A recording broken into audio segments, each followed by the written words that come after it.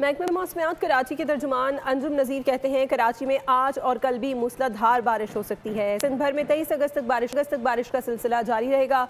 Bold से बातचीत करते हुए बताया कि गुज़श्ता रोज़ सबसे ज़्यादा बारिश गुलशन हदीद में 178 मिलीमीटर हुई। एयरपोर्ट पर 163 मिलीमीटर बारिश हुई। सबसे कम बारिश औरंगी में 51 मिलीमीटर हुई।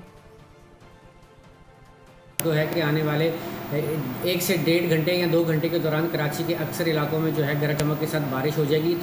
ताहम इस दौरान चंद इलाकों में मूसलाधार बारिश का भी इम्कान है और ये सिलसिला जो है वक्फे से रात गए तक जारी रह सकता है।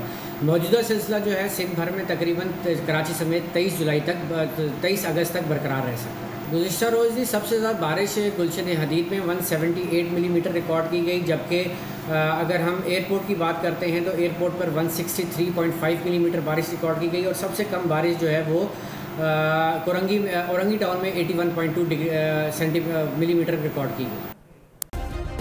सब्सक्राइब करें और बेल